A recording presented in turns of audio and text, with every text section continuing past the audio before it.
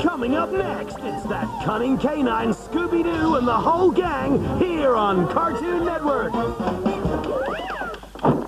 With all these talks about Cartoon Network, where would I be if I didn't mention Scooby Doo?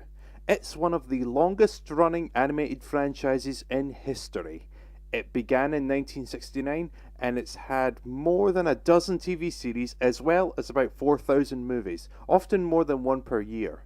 This is almost as big as Tom and Jerry, if not bigger. It's hard to compare them since Scooby-Doo focuses on the mystery genre while Tom and Jerry is more slapstick heavy, but if I had to compare, I'd say Tom and Jerry has better TV shows, but Scooby-Doo has better movies.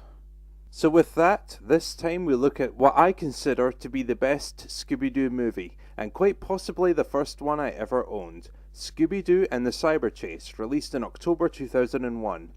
Halloween's approaching, it's the perfect time for Scooby-Doo.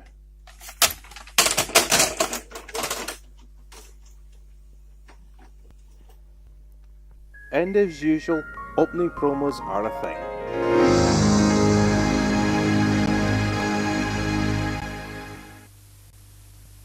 Beware of illegal video cassettes. Oh good, déjà vu. Lion King and Aristocats still have the best warnings as far as I'm concerned.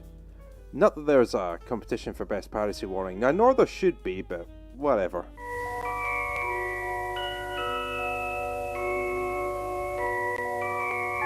Did you ever make anything happen? Anything you couldn't explain? Oh, for Christ's sake.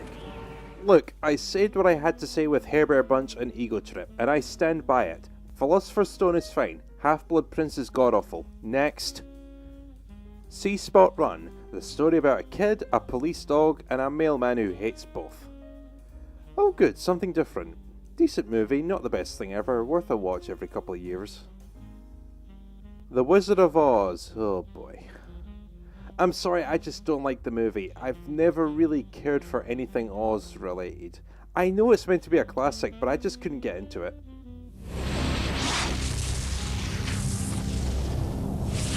In a secret underground chamber, a strange and ancient Pokémon race exists, more mysterious than Mew, more powerful than Lugia. Their strength unbelievable, their power unstoppable, their identity unknown. More powerful than Lugia, huh? Sure, unless you use it in the games, in which case unknown is borderline worthless. So if you haven't gathered yet, this is a promo for a Pokémon movie, probably my favourite Pokémon movie of all time, Lord of the Unknown Tower. Also known as Pokémon 3 because I don't know a single person that called it Lord of the Unknown Tower. Mary-Kate and Ashley, oh Jesus. You know, let's just leave it at, I'm 25, I'm not watching this crap. And of course, there's a Scooby Doo and the Cyber Chase video game. I played it maybe once or twice. And if I'm brutally honest, I didn't really like it that much. I'm not sure why, but I do recall not being too into it. What we have here isn't really a trailer, but more of a guide with hints and suggestions for gamers. Before we get into the movie, I should take note that there's a few episodes of Scooby Doo Where Are You at the end of the video. Why are they at the end instead of the beginning? If you want a load of Scooby Doo, the two cartoons can do no wrong. If you just want the movie, that's okay too, just hit stop and eject after the credits.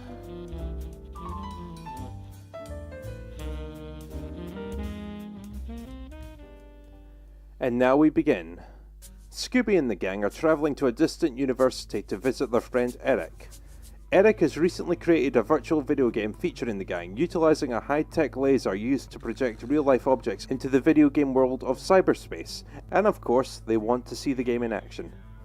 Upon arrival, after Scooby pisses off the security guard known as Wembley, the gang learn that the previous night, Eric, his fellow student Belle, and their science teacher Professor Kaufman were attacked by a virtual monster virus with the ability to absorb computer data and take control of electrical devices. Oh, so Rotom's in the movie. No, this isn't Rotom, but he seriously seems like a threat. Unless, of course, you have a super strength electromagnet on hand. As you'd expect, Mystery Inc. jumps at the chance to solve this mystery. because it's their thing. It's what they've done for over 30 years. Nothing new here. Fred, Velma and Daphne search for clues, and Shaggy and Scooby pig out in the cafeteria.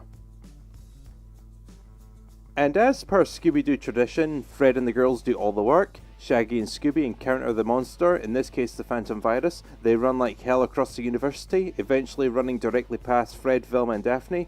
They pursue the monster, and shit goes horribly wrong. The meddling kids get separated in the lab and collide with each other next to the laser.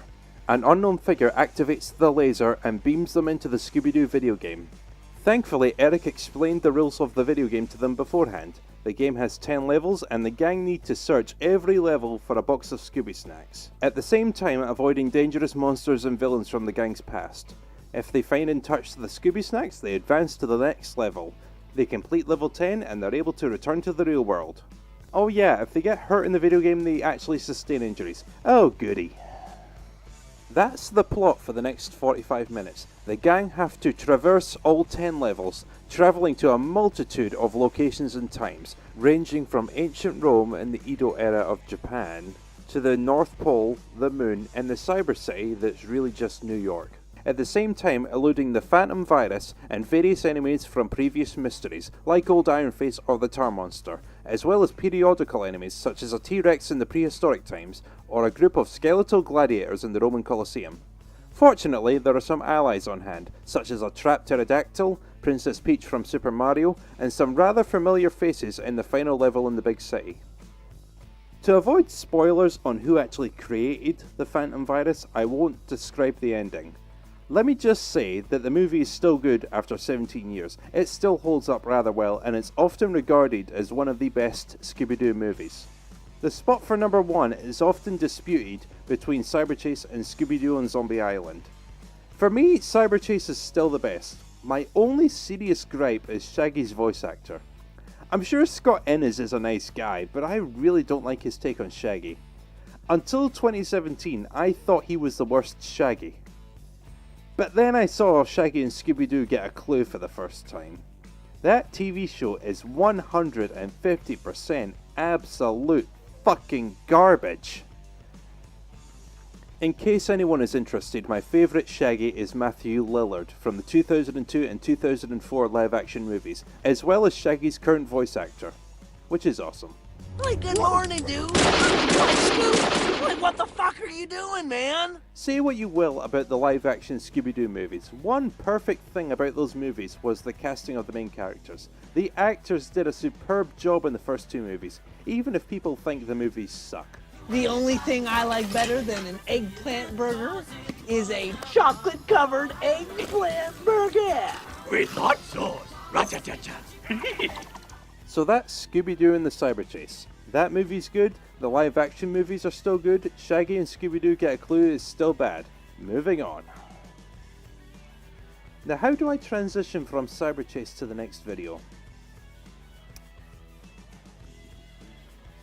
You know, Michael Brandon appeared in Cyberchase as a gladiator. So I'm going to cover a Thomas and Friends video featuring the other Michael. Yeah, that's all I got.